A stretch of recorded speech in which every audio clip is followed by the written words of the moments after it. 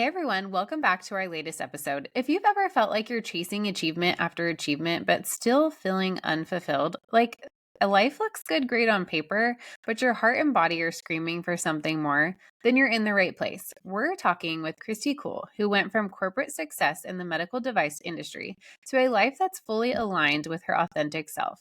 Today, she's sharing her insights on mastering the art of saying no, choosing courage over fear, and designing a life that doesn't just look good on paper, but feels amazing too. If you're ready to move from a life of success without fulfillment to one of genuine joy and achievement, let's dive in. Kristy, welcome to Life Without Secrets. Oh my gosh, thank you so much for having me. I'm so excited to be here. I am so excited to chat with you on here and go a little deeper. We got to have a conversation off of the podcast. What was that? A couple weeks ago now. Yeah. And I'm like, I wish I just hit record. So here we are. And I'm excited to dive a little bit deeper today on your story. And so we're just going to jump right in. And I think one of the things that stuck out to me about your story when we had talked was the idea that, you had all this achievement and success and you were really like doing the best at something. Everybody looked up to you for what you were doing, and yet you still were feeling unfulfilled, like at a soul level. So do you mind just sharing your journey and how you came to this realization that the achievement alone wasn't fulfilling for you? Yeah. Thank you so much. It's a great question, and I feel honored to be able to share it because I feel like there's a lot of people that are probably feeling the same way out Mhm. there.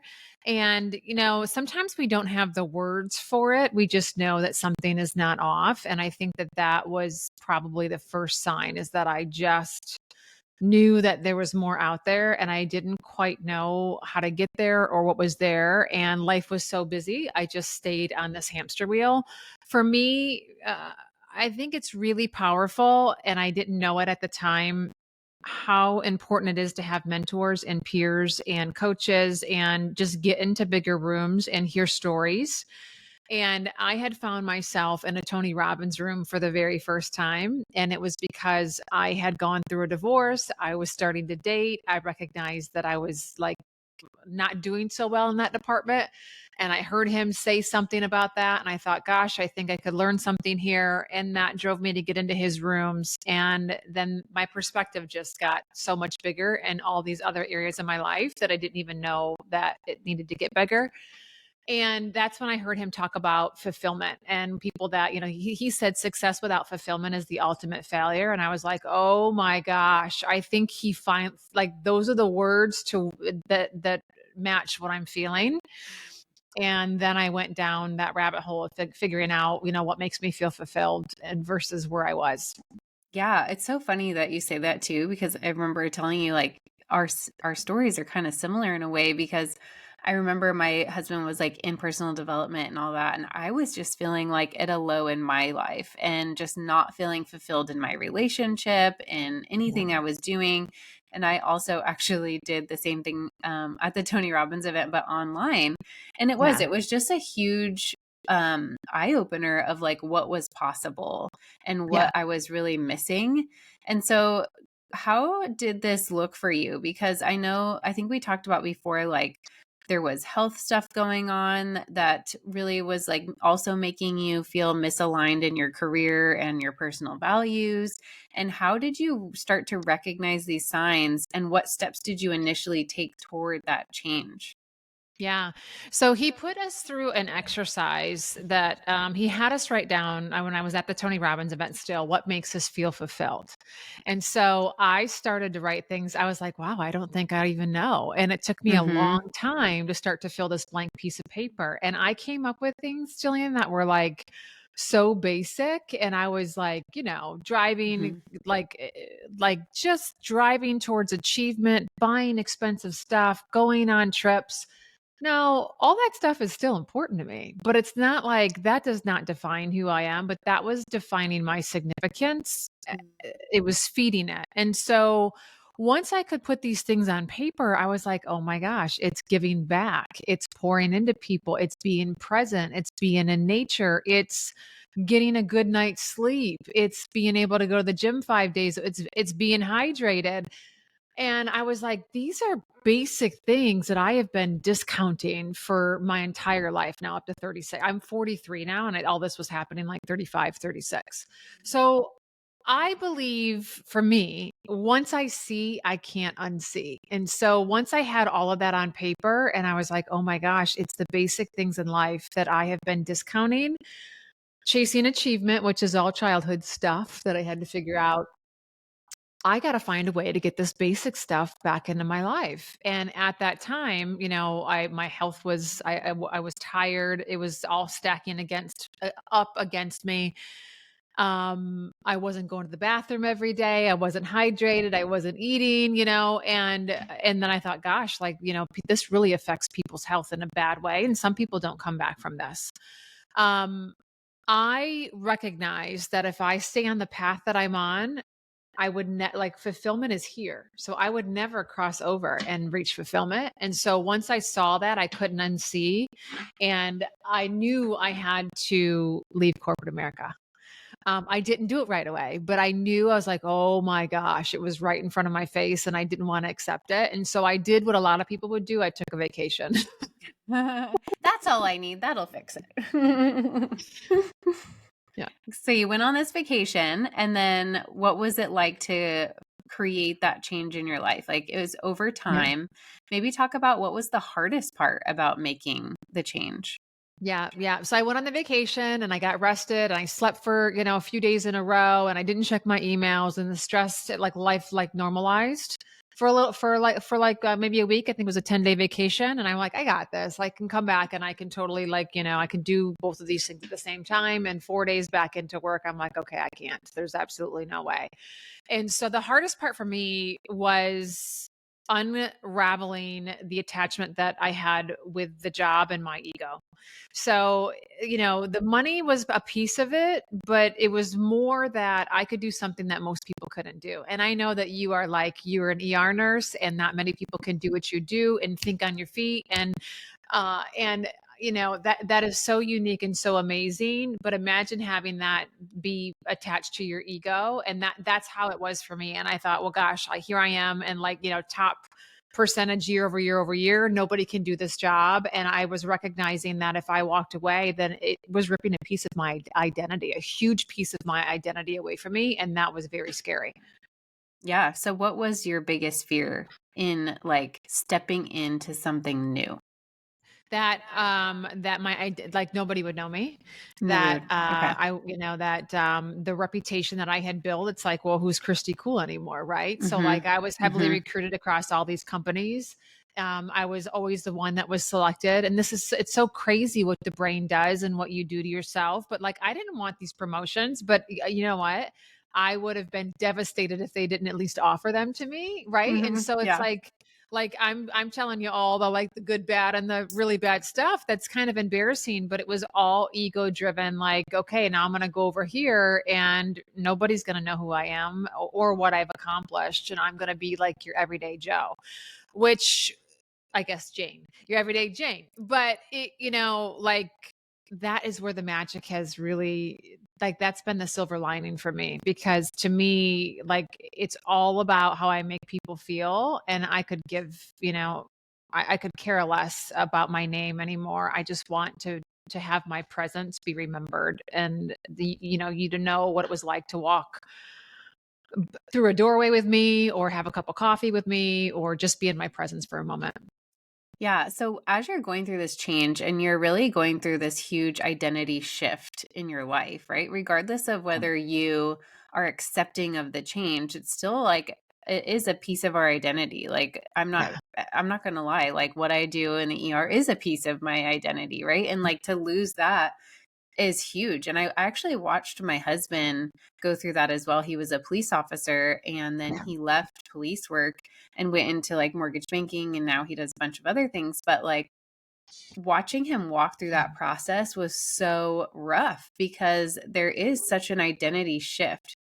I want to know specifically, how did that impact relationships in your life? Because I think so often Mm. people in our lives see us like almost like we see ourselves in this little identity box of like what we do, Yeah. right? And then when we start like shifting and changing, not only are we uncomfortable, but like sometimes the people closest to us get uncomfortable with it too. And it almost makes this resistance to change even harder for people.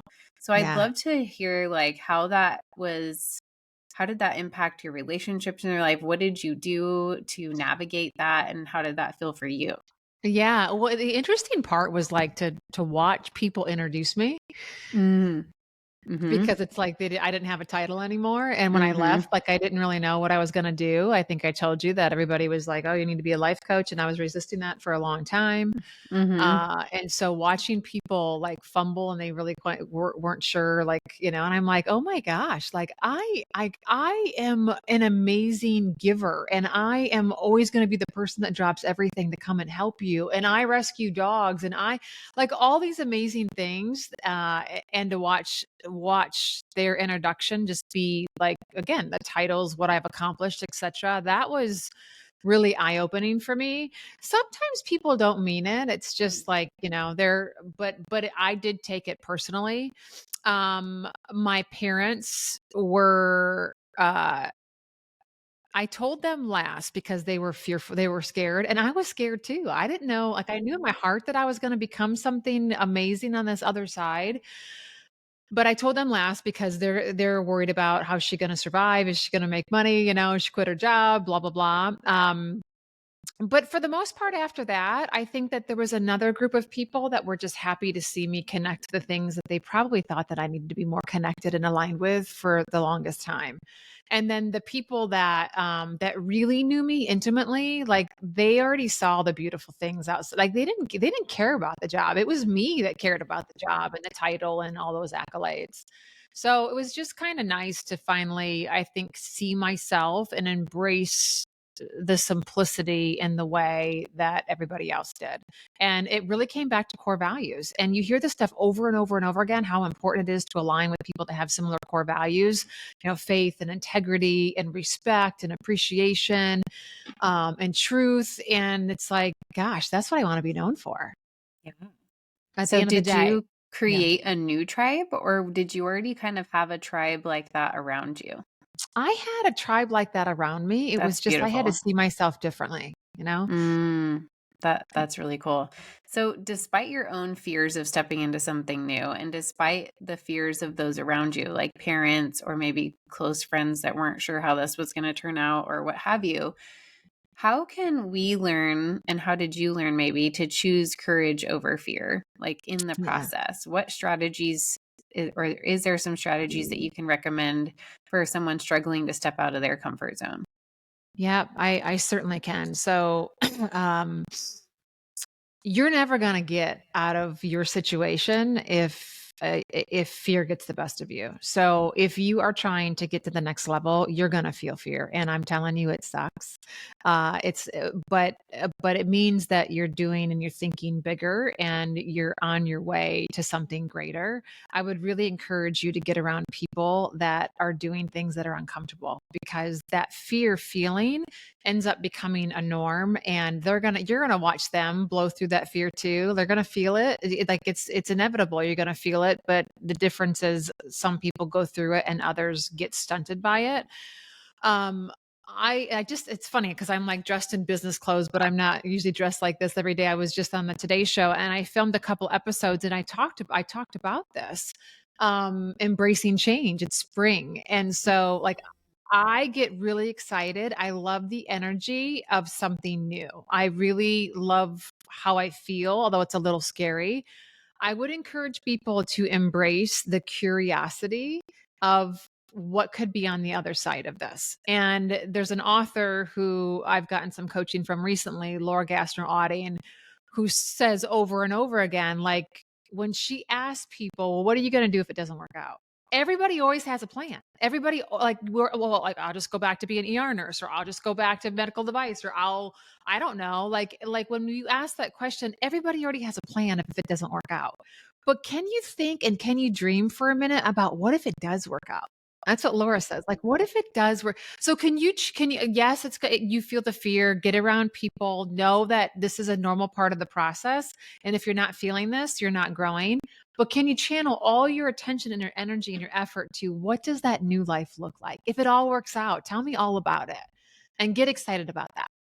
Yeah, I love that. And it is spring. I'm so excited. It's why I wore my little springy shirt actually. I was like, I love yeah, it. So I cute. I love spring because it's like, it's one of my favorite seasons. And you're Yeah. right. It is like such a great analogy to life and like how we can change and if we expect something to grow when we plant it, and then what if it works out? What if it does bloom into this beautiful Yeah. flower, right? Like what if? And I think too, I've always looked at things um from when I was a teenager actually, and I always also asked myself what it like will I regret in 5 years if I don't do it, right? Because Yeah. what if it could be so beautiful and in 5 years from now, like am I going to regret not doing that thing? Because there's going to be challenges in every aspect, whether we stay in our comfortable job or we actually Yeah. go after the thing. Like in 5 years from now, like there's going to be challenges. So which one did you want, you know? And so Yeah.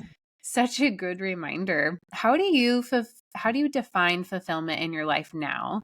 And has this definition shaped the way you now coach others? Yeah. Yeah. So, I think I had a conversation with a death doula. And Mm, she was an oncology nurse. I'm going to interview her on my podcast in a couple weeks. And she was an oncology nurse for years and years and years. And now she's a death doula and she's got this big business training others to do the same. And I asked her, what, like, so when you talk to people that are dying every single day mm, and what is their biggest regret? And it's the fact that they cared what other people thought.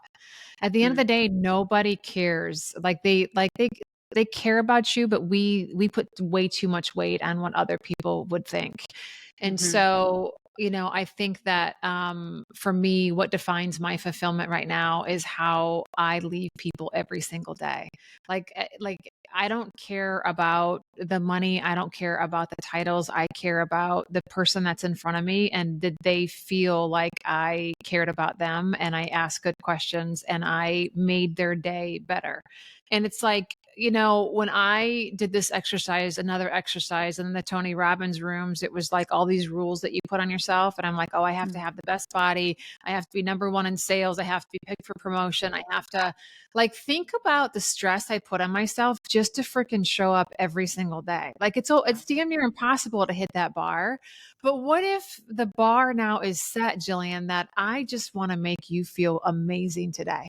I want you to know that I care about you. I want to be present enough to know, like, is she okay? Is there something I should say? Should I crack a joke right now? Should I, like, oh my God, I can show up for that. I can show up for that all freaking day. And it makes me happy because the helper's high is a real thing for me. And so if I can get a couple W's on the board like that, then like it's amazing all the other stuff that opens up. But oh my gosh, like I didn't even want to show up for the day. And I didn't even realize that. So it's yeah. pretty simple. Like to me, it's the basic things. And I think that if you can start stacking a couple wins that feel good to you, then you're off to the races.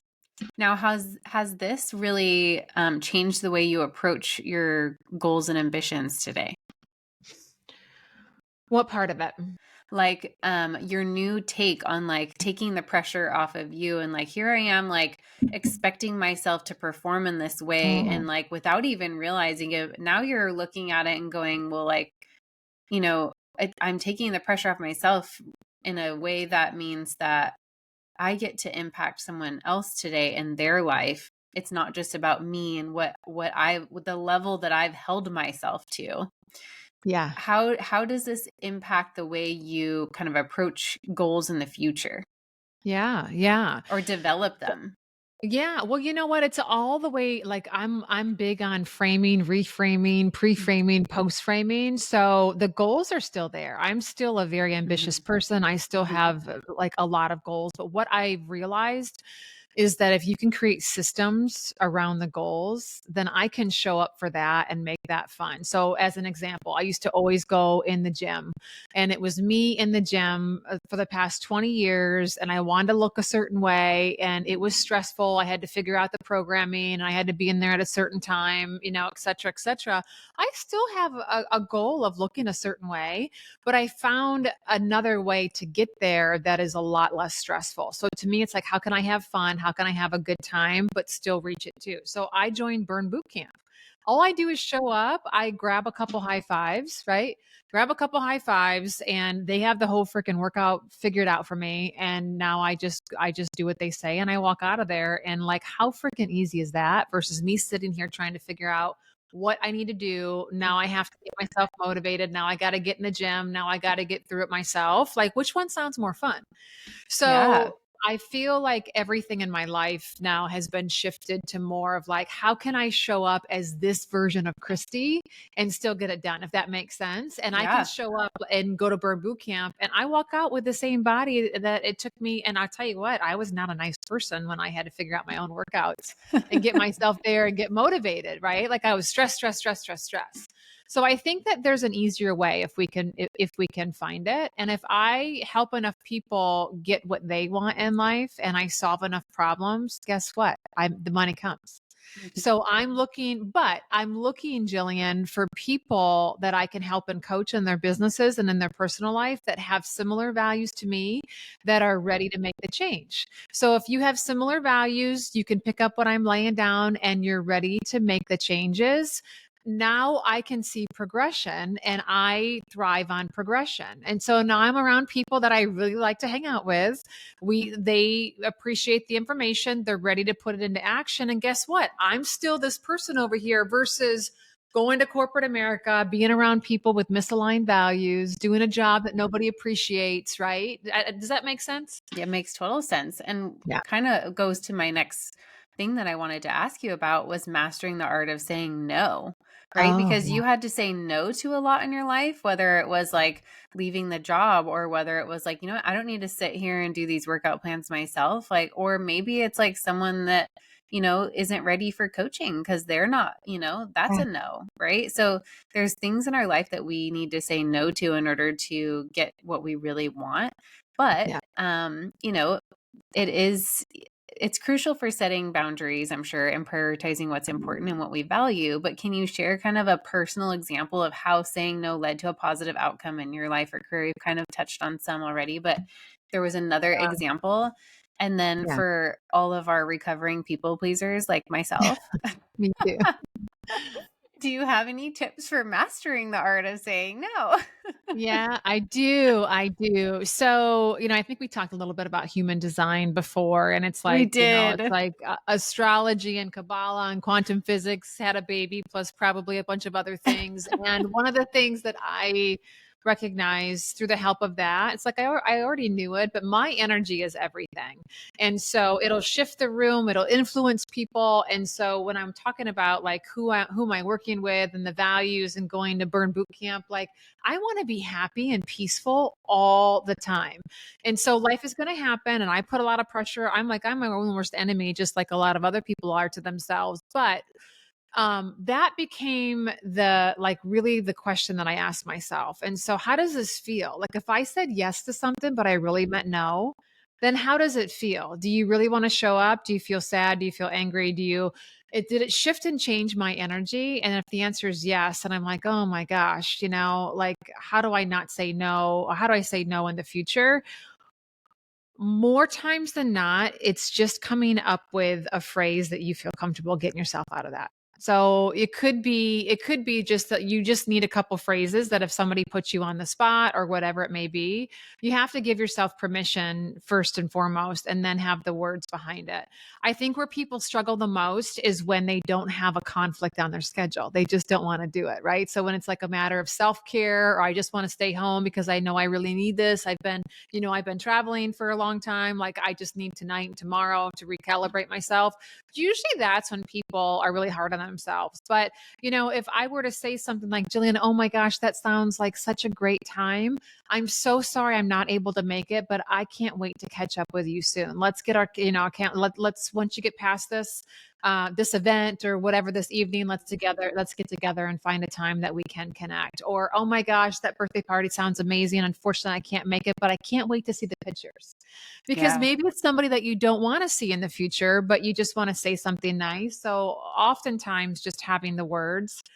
The other thing that I think is really helpful is to go, okay, is this getting me closer to my goal? And if it's not getting me closer to my goal, then it's a freaking no. It's like it's a no. So then you go back to, okay, how do I get myself out of this gracefully? Because nobody wants to be mean. Nobody, No. more times than not, we just don't want to hurt people's feelings. And Yeah. so if you can put some time into going like, okay, what can I say? It's Jillian. How can I take Kristy's phrase and make it mine so that they still feel love, they still feel my heart, but I'm still protecting my peace. And because we only have so many hours in the day. I'm an Yeah. introvert. And so the more things, sorry, I got to pick up my little dog. Oh. The more things I say yes to, like for me, my battery is like this. Mm-hmm. So like if I don't get the alone time, I'm never going to recharge this. So when I wake up in the morning, everything that I say yes to, my battery's coming down, down, down. Now, if I say yes to too many things that aren't getting me closer to my goal or things that I want to do, then it's going to drain my battery. And I'm the last on the list. So it's kind of like a them versus me. Yeah. And not only you're the last, but like the things like that are important for your business are last and everything Yeah. else, right? Yeah. Yeah. And I think I also see this in my own life a lot because, and have to keep going back to what's the solution, because Mm. sometimes I'll say yes to too many things, and then I find myself almost in this mindset of being problem focused, because then I feel like I'm in a problem because I said yes to so many things. And so when I switch my brain in those circumstances to like, what's the solution? Um, and making the solution something that's good for me, Yeah. to the problem, I find it easier to find like the right thing to say or like the right thing to do in my calendar so that I can accomplish all of these things. Yeah. I love that Right. you found a way to serve yourself there. Yeah. Yeah. That's the way it works for you. You're a problem I, solver. yeah, I had to really like, what is the solution? Because I just created all these problems for myself. I'm really good at that. So, for people that are listening and maybe feeling stuck in their career or their personal life, what would be like a first piece of advice to help them start on their journey towards more fulfillment and success? Yeah. So I think that they need to identify what makes them feel fulfilled. Mm, So it was interesting because when I went through that exercise and I put these things on paper, I'm like, well, how in the world am I ever going to make any money? Because like, I'm in like in my mind, I'm like, I'm walking through a woods because I said nature and I like to rescue dogs and I like to pour into people. Coaching wasn't even on my radar. And so, and Gary Vee talks about this too. Like, what do you love to do? And I was like, I love to help people. I really do. And so I think it's important to be very honest with yourself about what makes you feel fulfilled. And if you could say, okay, what do my days look like? Like, here's another thing, Jillian, in the beginning that was helpful to me. I didn't know exactly what I wanted to do, but I knew what I didn't want to do and feel anymore. And I didn't want to feel tired. I didn't want to feel stressed. I didn't want to feel worn out. I didn't want to feel like life was passing me by. And so a lot of times they say if your why doesn't make you cry, it's not big enough. Well, I didn't even know a why, but I had like all the things that I didn't want to do. So maybe start there. Um, and think about how do you want your days to look? And so that was really helpful for me because I had gone on a trip with somebody who could have stayed gone for weeks at a time. And I caught up and I was like, oh my gosh, this would be really cool to be able to work remotely. So that became like a piece of my wish list that I wanted the flexibility to work remotely and to be able to travel. And if I'm just be a phone call away. And And then I also like to go to bed early. Like, as crazy as it sounds, I love to get up early and I love to go to bed early. Like Me 9 too. o'clock, I'm like, the plane is landing like at 8, and I shouldn't be allowed to talk to anybody between like after 8 o'clock. I Like, am it the doesn't same sound way. anything. And I'm telling you, this is the littlest stuff, but it really is the big stuff at the end of the day, because that is what works best for me. And so I just was writing things down. I'm like, I want to make a massive impact on people. I want the freedom and flexibility to work the hours that if I want to get up at work at 4 a.m., I can. And I can do that now. And not that I have coaching calls, but I can write, I can work on content, whatever it is, I can do that if I want to. I like to work out. I like to prioritize. So when you identify these things that may be little, they're really big, and make them non-negotiables. So as this is all coming together for you, like for me, I'm like, okay, I don't want to be around people that have conflicting core values, because that feels really awful. I want to make an impact on people. I want my information to be able to land. I want to be able to have my little dog on my lap and take her with me. I want to be able to work out. I want to be able to go to bed early and get up early. Like, that sounds kind of crazy, but I'm telling you what, like, the fact that I can do all those things really is the sweet spot in life for me. So just start to, write those things down. And then whatever it is that I started to evaluate had to go across that limit, that test. Mhm. And sure, I get out of balance, just like we all do, but I can bring myself back. I don't have to live over there out of balance, life, travel, and opportunity, a speaking gig, corporate client, etc. Yeah, it's not always going to be perfect, but my home is my compass, and I have the ability to bring myself back there whenever I want to. Yeah, so good. I love all that advice. I want to go back a little bit to achievements, right? Because we kind of touched on the fact that, like, when you were wanting those achievements in your past, it was for a different reason. It's usually from our childhood. Yep. And now it's different. Can you Yeah. tell us a little bit about what that was? Because I think a lot of people can relate to that, and maybe not even realizing or connecting the dots there, because and I did the same thing in my own life, Yeah. where Yeah. I went from teen mom to valedictorian, and I was like, I'm going to prove to the world, right? And Yeah. so can you share a little bit about like what that was like for you? Yeah. Well, you just hit the nail on the head, because I was watching a documentary this weekend called Stutz. I don't know if No, you've I've never seen heard that, of it. but it's Jonah Hill interviewing his psychotherapist, whose last name is Stutz, and he's talking about this Ah, life force energy, and he also talked about shadow work. And that's something a lot of people don't ever want to go there, including myself. It's like, I'm just going to keep this shadow to myself. But I a couple of things. There's two things. So growing up, one stoplight town, always interested in what other people had, the clothes, the shoes, the mm, lifestyle, etc. And being told, we don't have money for this, we don't have money for this. Like, I made a decision early on that I was going to have financial freedom, period, end of story.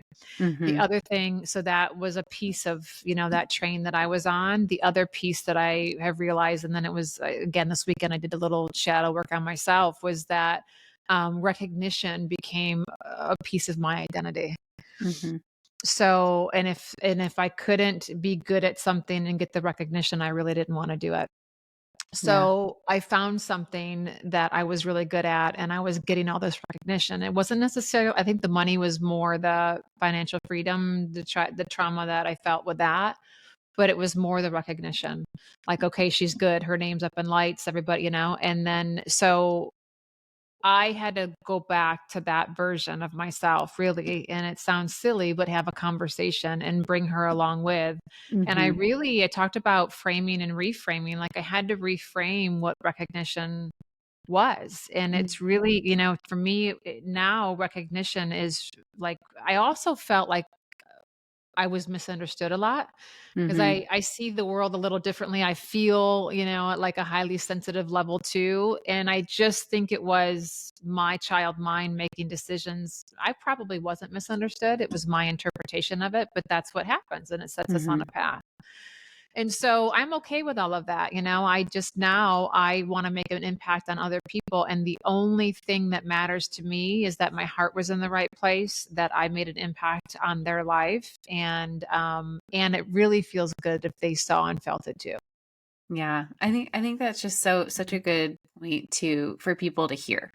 Yeah. Because I think that a lot of times we don't notice, like we feel something's not right and we feel this Yeah. feeling of being unfulfilled, even though, we've done all of these things that we were proving to ourselves or the world that we could have or do.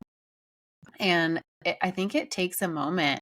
And it sounds like for you, it was the Tony Robbins event that really started creating an environment in your mind where you could start asking yourself the deeper questions. Yeah.